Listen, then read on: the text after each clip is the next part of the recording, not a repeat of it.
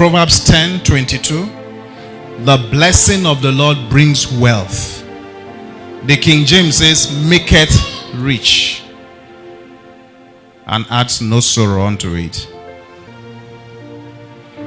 The blessing is not the wealth, but it brings it. It's better for us to understand that. The KJV says, the blessing of the Lord maketh. So there's a process. It is the blessing of the Lord upon a man that makes the man or the woman. Is the blessing. We saw earlier on while we were praying, Luke 5, how Peter had toiled all through the night and he had caught nothing. So it's not just labor. I believe in work. I work. I encourage people to work. I teach it. I emphasize it. And we will talk about that in the course of this discussion. There is a place for work. Jesus said, my Father from the creation of the world has been working, and I work. Hallelujah. Believers, we need to learn that there is dignity in labor. No matter how menial the labor may be, it's better than begging. I don't know what kind of job you think is menial. No matter how menial it is. Maybe this person is even pushing wheelbarrow.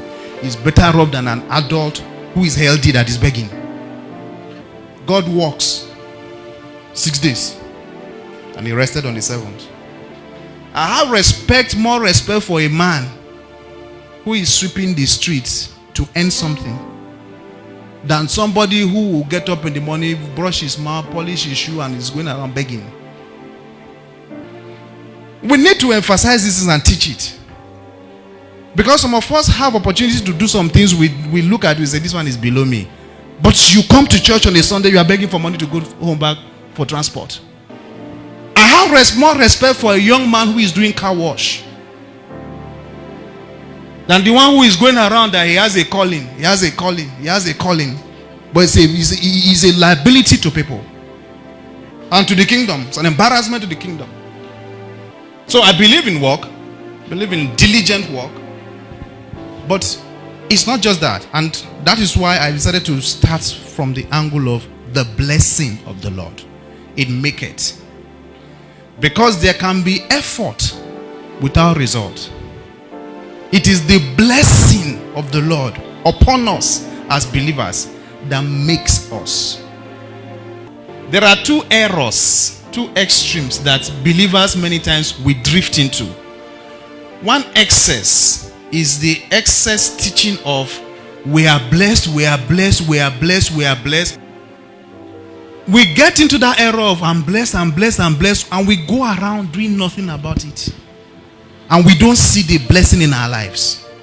Some people, because of the notion of I am blessed, I am blessed, I am blessed, think that you can just lie down on your bed from morning till the evening and riches will just fall upon you through the window and whatever way. The wealth of the Gentiles will be laid up for the righteous.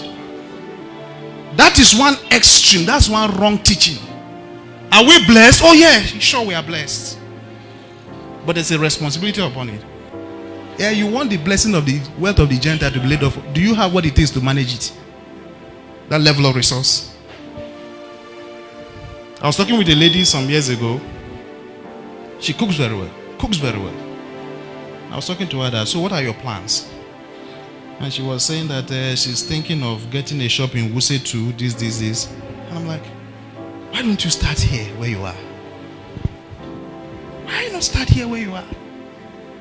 Let's assume that by a stroke of God's miracle, I say, okay, I have 2 million to give you to start business in Wuse 2. Do you know what it takes to run a restaurant of 2 million in Wuse 2? In terms of sourcing your products, managing the staff. Do you know what is required to manage 20 people coming at the same time, placing all kinds of order? Do you know what it takes to manage that? Do you even understand what the regulation is about running a restaurant? There are some tests that your staff must go through every year to ensure that they are healthy and they are in a position to be able to serve somebody food. It's part of the regulatory requirement. And for you to do that, you must be registered. You must have a registered business name. But you can put an umbrella here, the kind of glow umbrella. Get 5 chairs. Get food flask. 5 a.m. in the morning, you wake up, you cook your food, you put it in the cooler, you come. It's hot. People are coming, they go there, they eat. Because what is going to sell is the product. By so doing, you learn the discipline of waking up early. The discipline of knowing where to source your material. Which market to go and buy your food, your raw materials. The discipline of how to manage different clients, their preferences. The discipline of even how to manage resources. Some of us, somebody gives you a loan of 20K, you start business. The first profit you make, you went and bought a phone. To pay back the loan is a story.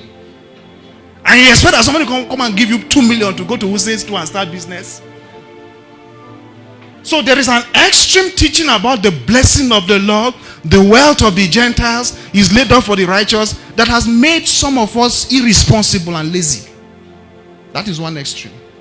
The other extreme is the extreme of work. People who believe in their effort, their abilities without God is another extreme. So there are some people, they believe they can make it on their own by their strength, by their connections, by their effort.